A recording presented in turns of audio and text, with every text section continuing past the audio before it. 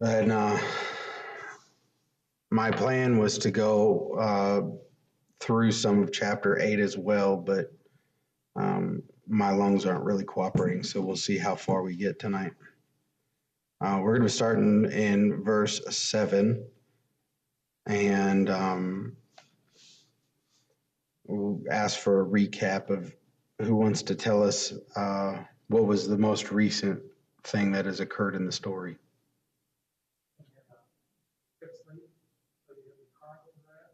Yep, the king, yep.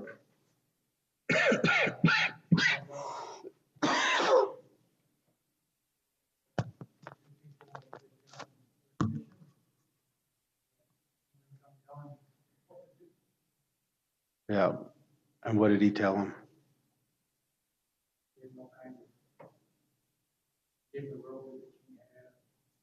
Yeah. Wanted a crown. Yeah. Wanted to be paraded through town. Yeah.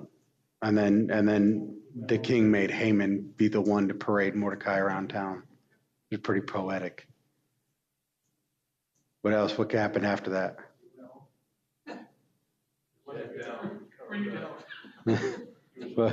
What happened next in the story?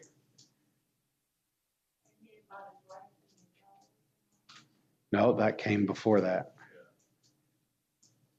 He went home and freaked out and told his wife how terrible his life all of a sudden was and how wonderful he's going to be when he gets Haman home.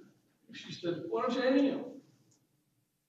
No, she encouraged him to hang him before that, and he had the gallows built. And then after the parade, remember, she changed her tune, and suddenly she's like, well, you can't win if you go up against him. You need to back off of him. Yeah. So the last thing we read about was Esther throwing her little banquet. A foe and an enemy is this wicked Ham. Yeah. Bust him out right in front of the king. Okay. So,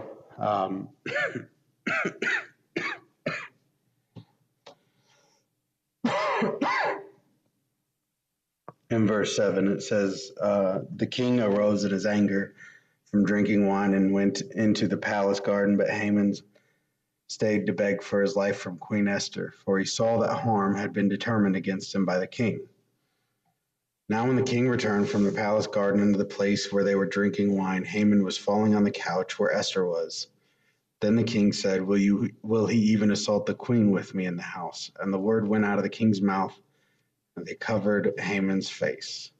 All right, so we got some poetic licensure here in the way it's worded, but essentially you've got Haman in a spot where nothing he's going to do at this point is going to go right. Right? He's simply begging for his life from Esther, but because of the timing from when the king walks back in, the king assumes he's trying to assault her. Right? Because of the light he's been painted in, everything he does is now going to be painted in that same light. Right? We call this transference, when we project our own internal feelings onto the actions of others. So the reason I say this is because sometimes we make the mistake of thinking that reputation doesn't matter, or that our reputation doesn't really matter. Well, people think badly of me, and that's just going to happen because, I'm a Christian. That's generally how that gets chalked up. But I think this speaks to, if you recall, in Titus and Timothy both, the qualifications of the elders is that they have a good reputation. And we don't really talk a lot about why that matters.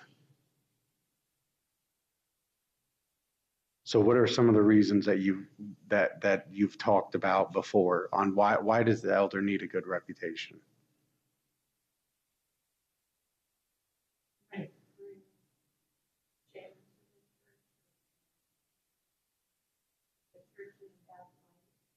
How so?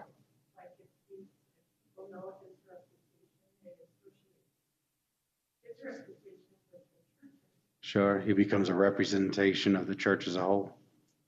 What else?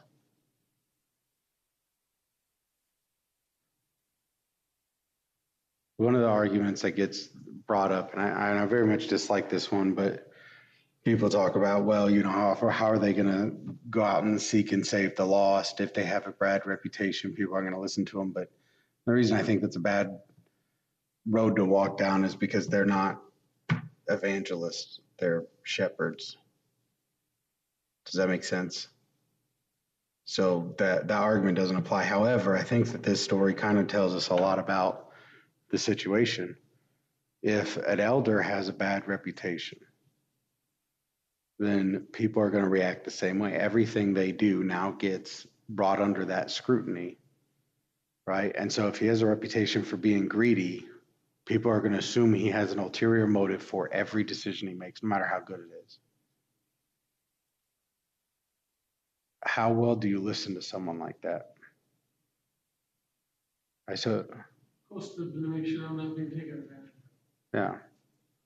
So if Dan has a reputation that he's out for himself, that he's always trying to get a leg up, no matter the cost, I'm not going to really take any kind of instruction from him. I'm not going to take criticism from him. I'm not going to take advice from him, because in the back of my mind, I'm always thinking, well, he's trying to gain something.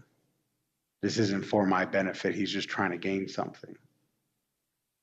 I don't know that you have that reputation. I'm just using you because you're the elder that's here. Yeah. So that kind of goes along with everybody else. Sure. If you run into more people with has had bad experiences with church people that have nothing to do with his family here. I don't want to use the word sworn, but they've been wronged by somebody. It's tough to get around that. That has to do with the reputation of a religious person. Sure. And it also has a lot to do with forgiveness, doesn't it? But I spent quite a bit of time a couple of years back going over this and over it. We make the mistake of holding non-Christians to the standard of a Christian. And yeah, okay, this person messes up, he has a reputation. We're all supposed to be in this process of transformation. We should allow somebody that. But that's because we're Christians. We know what forgiveness looks like. We know what mercy and grace look like. But you can't expect everyone else to show that man grace and forgiveness and mercy, because they don't know those things, right? So what they're going to do is they're going to paint that as his permanent character, and it's really hard to get past that once that's what the world sees. I still have yet to have a positive interaction with Waterloo PD after 4 years. When they stop me, I'm getting a ticket. They will find something to give me a ticket for.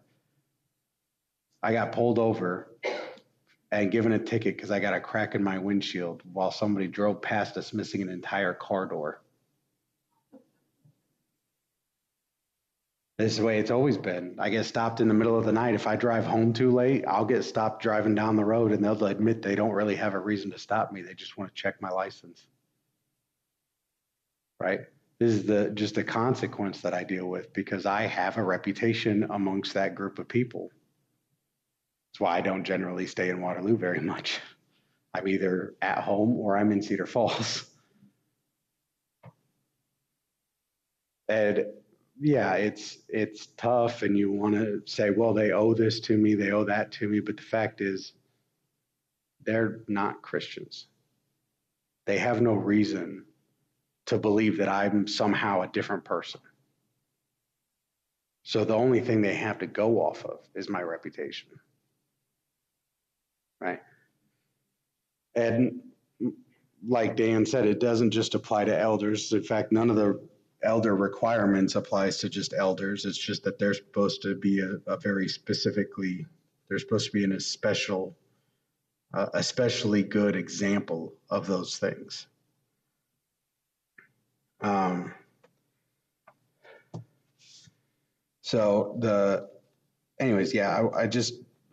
I think that Mordecai, the story of Haman and Mordecai brings that out a lot. And Haman is now in this boat that because in one short day, his reputation is completely been dragged through the mud.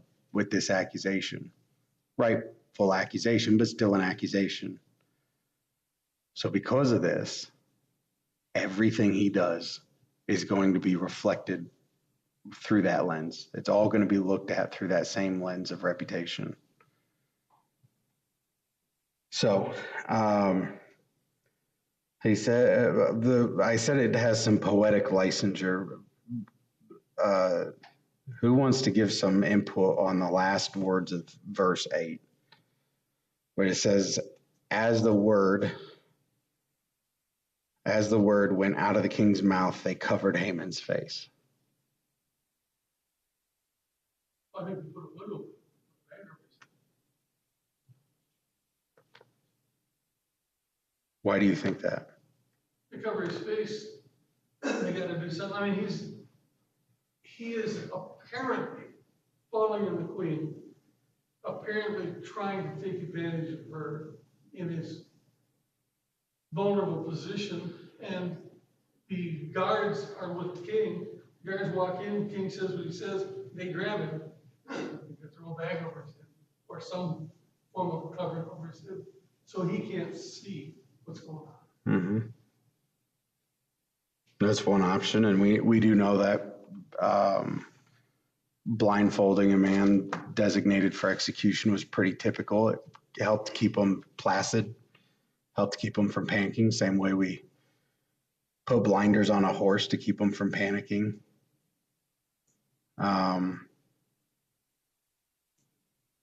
What is a different interpretation of it?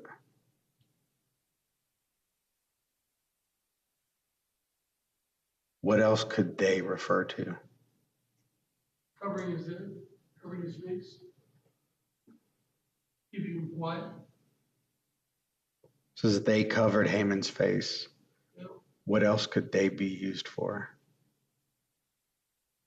they, you mean the king and Esther? No. I'm lost. What do you got? Okay. Well, it's not just you. I'm pulling this out in case other people want to talk, and it gives me a chance to catch my breath. So, so the subject. King doesn't want to face him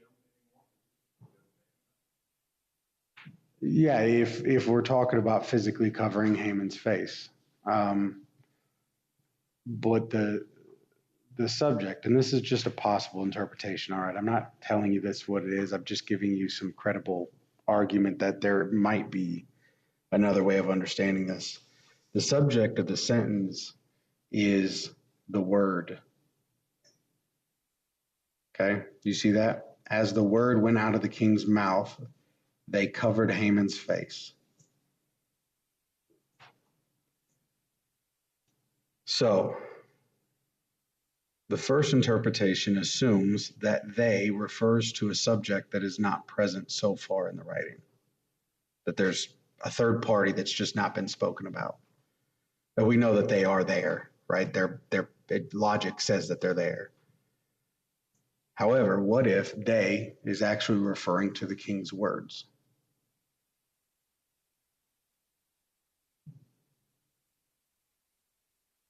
And this isn't talking about the physical covering of Haman's face, but Haman's facial reaction to the king's word.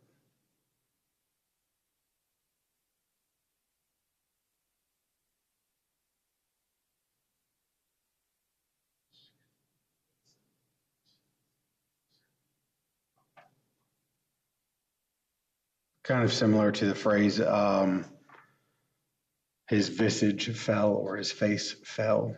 We're not literally talking about somebody's face hitting the floor.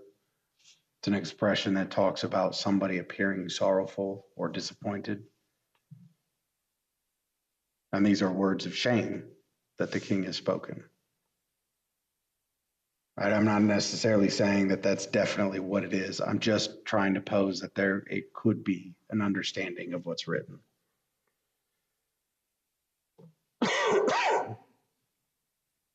All right. Now that I've finished confusing some of you, in verse 9, it continues on with Harbona, One of the eunuchs who were before the king said, "Behold, indeed the gallows standing at Haman's house 50 cubits high, which Haman made for Mordecai, who spoke good on behalf of the king." And the king said, "Hang him on it." What question occurs to you when I read that? Or when you read it?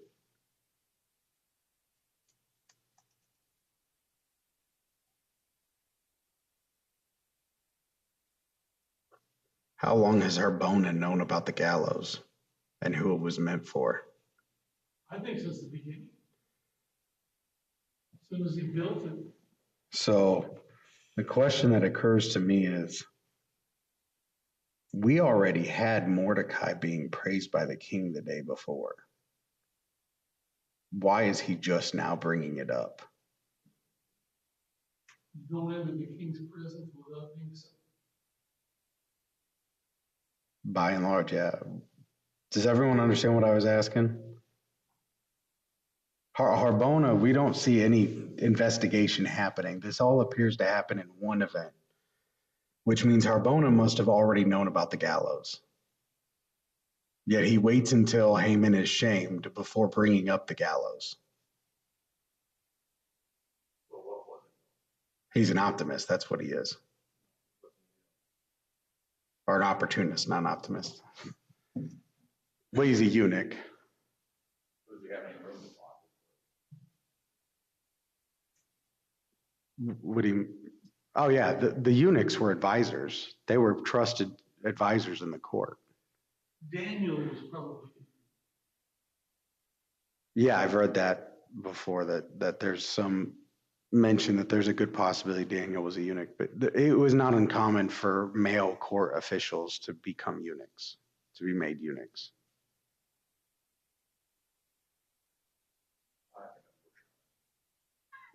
Do you know why they made them eunuchs? Can't be a king if you're a eunuch. Kings have to provide heirs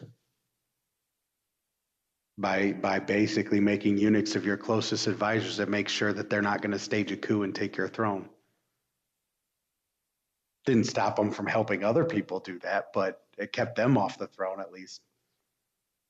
But yeah, that's why when you look at history, you don't really see examples of eunuch kings, and yet eunuchs were very common for a very long time. Well, why would this guy speak up bad about him? What he was doing was according to what God the king had already agreed to take place to kill them. Well, that hasn't taken place I yet. know, but I mean, that was already written about. Sure. Yeah, that day's coming up. So that'd be like talking about upcoming. It could be. But my argument is, I think at some point, when I see that the king has this guy parading Mordecai around town, and I know that that's who that gallows was meant for, I would probably be raising some concerns over the situation. Right? Does that make sense, what I'm saying? That gallows was built that day probably, because they had their first feast one day, and the next day they had another feast, and it was between there that he built the gallows. So he may not have had a chance either. I don't know. It's possible. Yeah, we don't. We're guessing. It's possible. Like I said, it's just a question that occurs to me reading through that, is why has the man stayed silent until this very moment?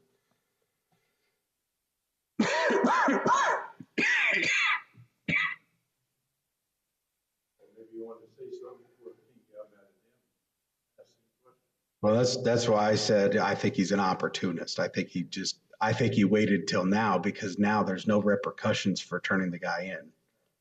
Yeah, and he looks like a hero. He helped catch this guy. And help protect the queen. Yeah.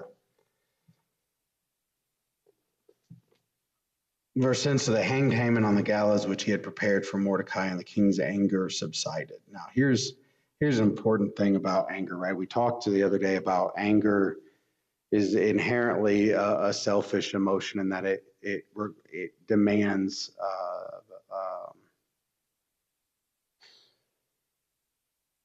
sorry, I'm having a hard time continuing on my dialogues here. It demands satisfaction or fulfillment, right? Anger demands justice, whether that's real justice or your own weird perception of what justice ought to be, right? So in that, we actually see a healthy, somewhat healthy response to anger in the king. And what I mean by that is this is the difference between being angry at somebody and holding a grudge, because the king punishes Haman. As soon as justice is done, his anger is also done. But is that how it usually works? If somebody makes you mad and you get back at them, how often do you feel okay after that?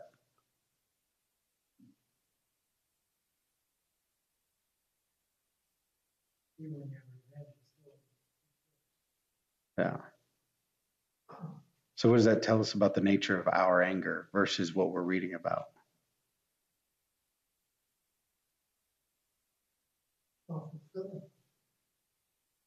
Mm-hmm.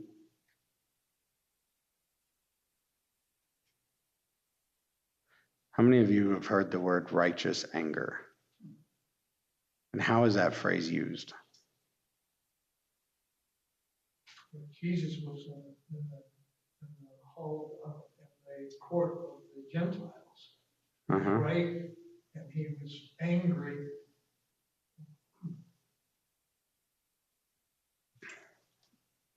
So what does righteous mean?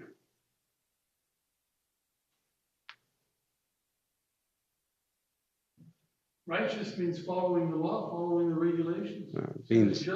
It means that which is in right standing. Yes. Okay. So righteous anger is anger that allows us to still be in right standing. So Jesus's anger must have been righteous, otherwise he wouldn't have been in right standing, which would have caused a whole paradoxical issue with the whole I am Christ and have not sinned thing. However, sometimes we tend to think of righteous anger and we say, oh, as long as we can somehow tie our thought process to God, then I can call this righteous anger. Does that make sense what I just now said? Yeah. So you're saying that the king had righteous anger? I would submit that it appears to be so, because once justice is done, the anger goes away. Doesn't matter what he had to do. He had every right to kill him. He's the king. That's his choice. I mean, to make it righteous, he didn't have to kill the guy. Sure, he had options, but just because he had options and just because we don't like the option he chose doesn't make the option not righteous. Why is that like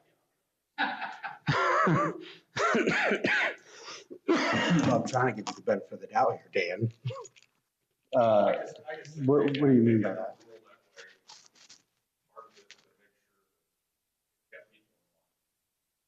For sure. For his reputation.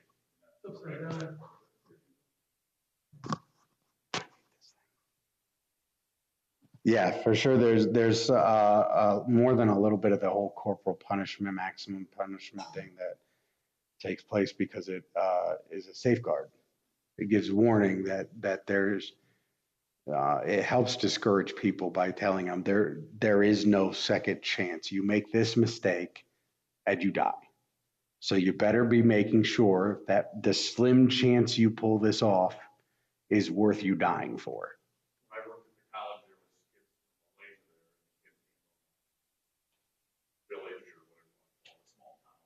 They still have town square with the yard arm, Mm-hmm. road coming into town, and people that got caught doing things they weren't supposed to, drugs and whatever, violent kind of stuff like that. He said they still hung people up there, and they let them hang for 2 or 3 days until they were just about ready to fall down, and then they took them down. But he said that deterred a lot of people from going down that road. For sure. He said growing up, you knew that you just didn't do things like that because that's what you did. Mm-hmm. Didn't make it right, but it was background. Yeah. Well, and we sometimes we forget how morality works and lawfulness as far as the spiritual side of things works. If he's the king, then what he declares is automatically the right thing because he's the king.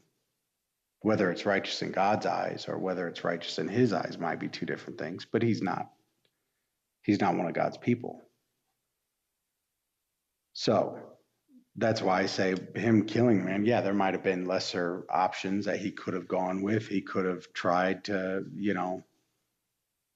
I don't know, lock the guy up. He could have done any number of things. But at the end of the day, he's the king. So if he chooses to take this man's life, who is his servant, by the way, that's a righteous choice. There's nothing wrong with that, even from God's perspective, because that advisor is his person to do what he wills with. Yeah. And so, yeah, I would define the king's anger as a righteous anger because it required justice. Justice was met, the anger subsided. And I think it provides us with a good measure of our own anger and whether or not we can continue calling it righteous. I don't care if you can tie your anger to God. Does it go away when it's no longer needed? When the moment's passed, when the deed is done, when justice has been met, are you still angry?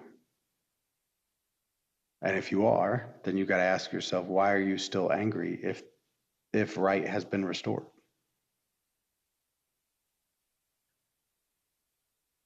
Does that make sense to everyone?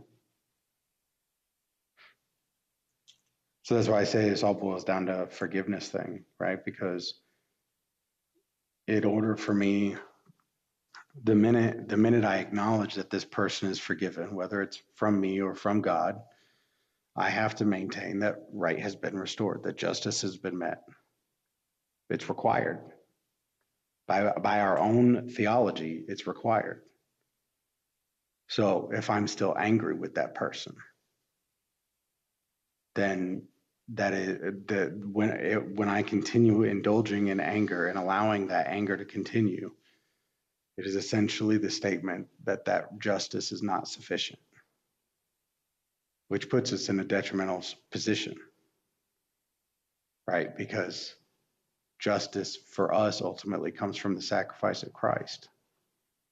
The minute I allow myself to continue in this thought process and this being angry over this and this holding of grudges, I essentially say that the sacrifice of Christ is not sufficient justice. Does that make sense what I'm saying? So I'm bringing this up and I've talked about it quite a bit lately, but it's because it needs to be talked about because when it comes to anger and forgiveness, there is always the arguments that come up that run contrary to Bible, run contrary to Scripture, run contrary to God's character, and we abide in them and we entertain them because it appeases our own self-indignance. And what I mean by that is we make the arguments of, well, I can forgive you, but that doesn't mean that I have to now get along with you. Or I can forgive you, but that doesn't mean I have to trust you. Or I can forgive you, but the thing is, that word but is problematic in our language. If I have to say, I forgive you, but I automatically haven't forgiven you. Right? Just like I love you, but you know that whatever I'm about to say is not going to be loving. Right? Because that's what but is. It's a contradictory word. That means whatever comes after is going to contradict what came before it. So if I say I forgive this person, but whatever I'm about to say is going to contradict the idea that I've forgiven them. And we'll use this argument all the time. Go ahead. You heard the ancients say, but I said. Yeah. Yeah, the Sermon on the Mount, he used that quite a bit, didn't he? Yes, he did. So the reason I bring this up is because we make the mistake of thinking that we can say, oh, well, I forgive this person. And then but we still don't trust them. We still have our guard up. No, forgiveness is a complete restoration. It has to be by its very nature. I see you, Gilbert. When we forgive somebody, they are restored to the state they were in before the thing happened. So if we continue in our relationship, constantly remembering the evil that they did or the wickedness that they did, then there's no forgiveness because we're still being impacted by that. We are still holding that against them. This is showcased in God's forgiveness. And we trick ourselves thinking that somehow our forgiveness is still forgiveness, even though it doesn't look like God's forgiveness. But what would that look like to you if we took the way we look at forgiveness and apply it to God forgiving us? Right? And we get up to heaven and God just says, well, I forgave you. But you remember when you did this, and this, and I don't really want to be around you because you're the kind of person that would do those things, but I've forgiven you. Does it sound like God to you?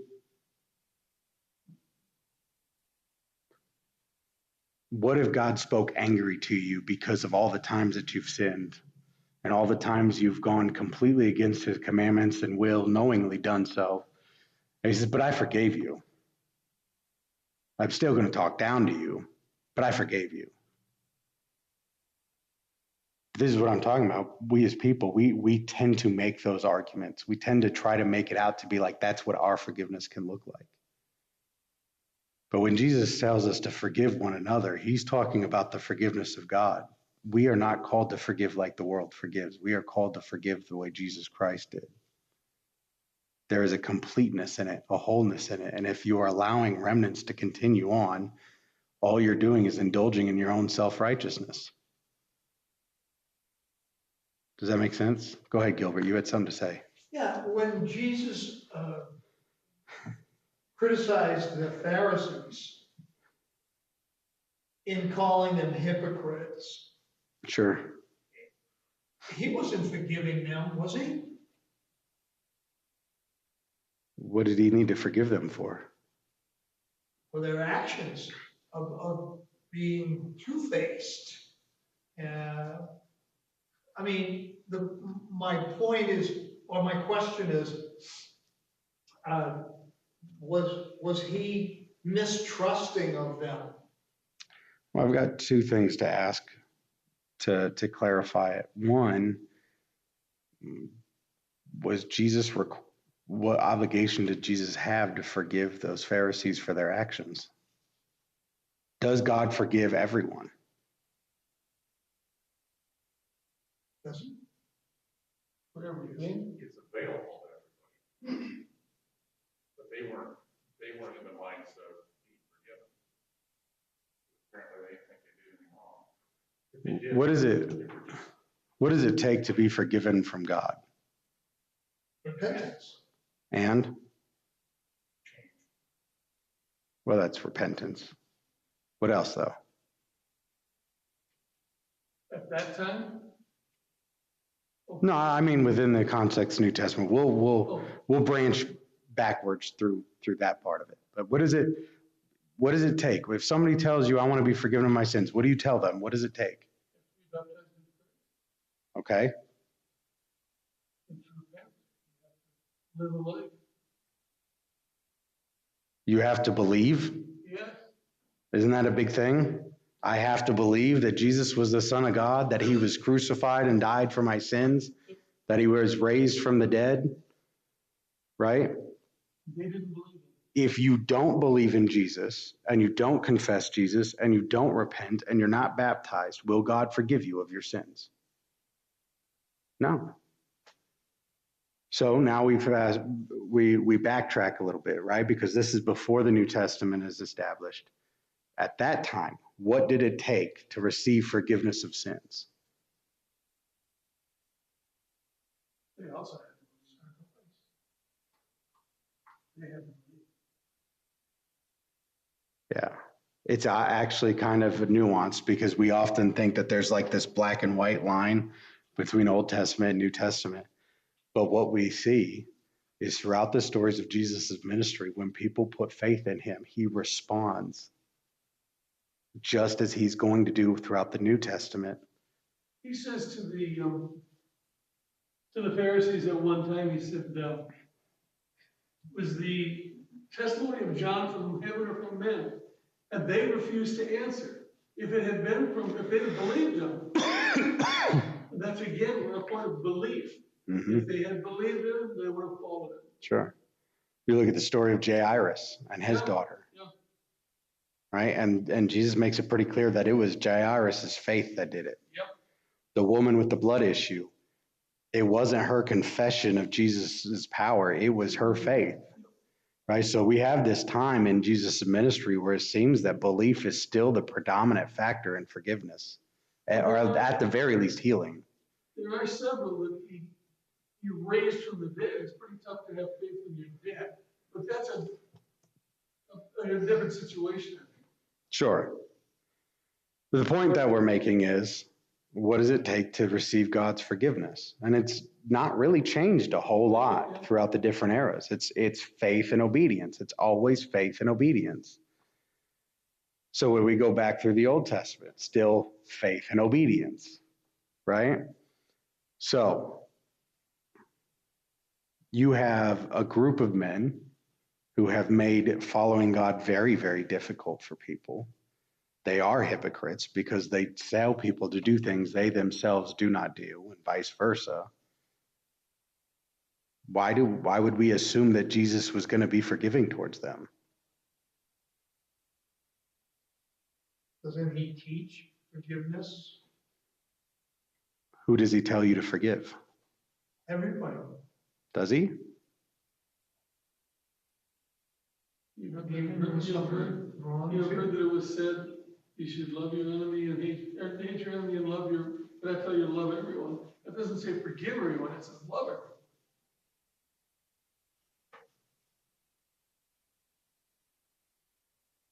I'm going to clarify. You're not wrong, Gilbert. I want you to go down the path to get to the wholeness of it. All right. So take what Sam just said, right? That verse, Sam's right. It doesn't say forgive everyone. However, what does the Bible teach us that love does?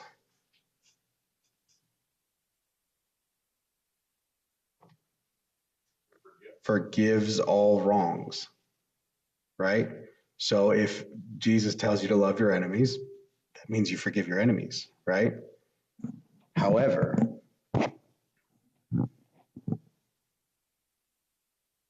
trying to make sure keep my thoughts straight here. So the original issue that we're talking about is whether or not Jesus was obligated to forgive the Pharisees, right? We can go down the list, we can go through the studies, and it does appear that you can make a case that we're to forgive everybody. However, very specifically when it talks about forgiveness, he almost always uses it in the context of forgiving our brothers. Does that make sense? When he specifically talks about forgiveness, he's talking about forgiving your brother. A believer. I mean, that's who he claims as our brother, those who do the will of the Father. So you can hate and what somebody does who is not a believer and is contrary to. Understand, we're talking about two different things. We're talking about anger, and hatred is very different than anger. Hatred is a lack of love. Anger, you can be angry at somebody and still love somebody. You cannot hate somebody and still love them. Because hatred's... hate what they do. Well, sure. But we're talking about, I'm just clarifying that there's a difference between hatred and anger. We're specifically talking about anger because this is pertaining to the idea of righteous anger and unrighteous anger. So in the context of Jesus Christ, and actually, if you really want to get down to it, this goes back to what we already said about that Dan had brought up about the king. Could the king have made a different decision other than to kill Haman? Sure, he could have. Does that make the fact that he killed the man less righteous?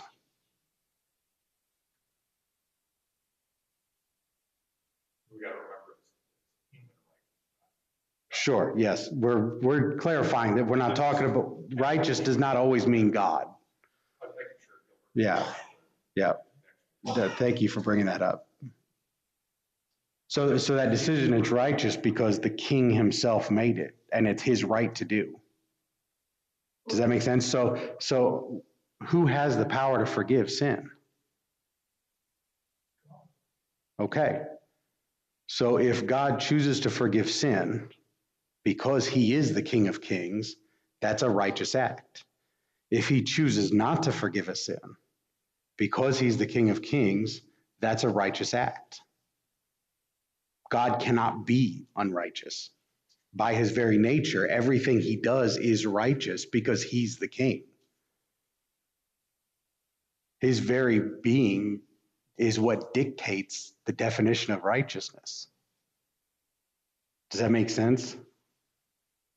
So if Jesus chooses not to forgive the hypocrites, doesn't matter.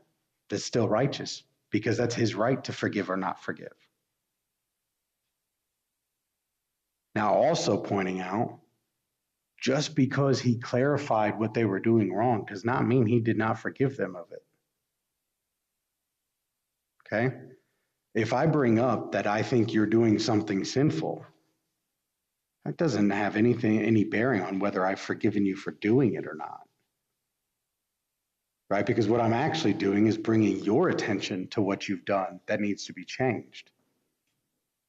This is not the same as when you're getting into an argument with your spouse and she decides to throw things at you that you did 5 years ago.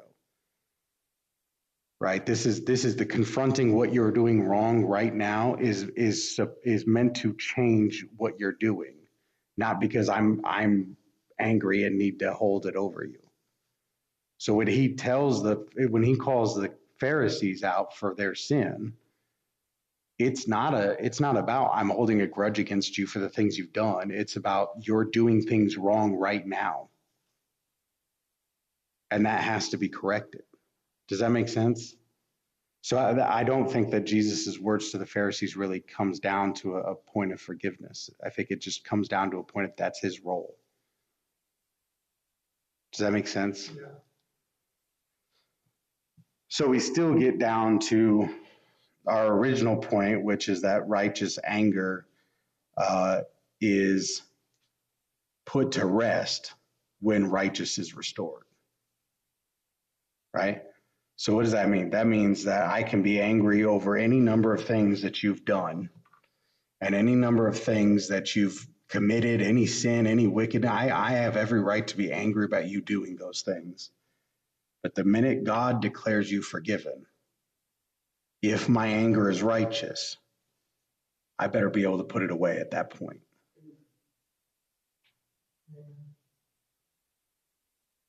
So I bring this up, and I know this was kind of a longer dialogue, but the point of bringing it up is because there's a lot of people that fool themselves into not realizing what forgiveness really is. And we trick ourselves into a lesser version of it because it's convenient or because it allows us to feel like we can harbor anger or rage or hatred over things even afterwards while still saying, well, I forgive them. Because if I could say I forgive them, then it gets around that whole pesky, you don't forgive others, I won't forgive you thing. Fact is, if you're feeling anger, you have not forgiven. Plain and simple. And when you really get down to it, that is why we're told not to let the sun go down on our anger. Because the prolonging feelings of anger, especially towards a spouse, which is the context of that verse, that by its definition means I'm holding a grudge against her. I have an obligation to forgive my spouse. And that means that my anger should not have the power to last. Does that make better sense? All right. Do we have any last comments or questions?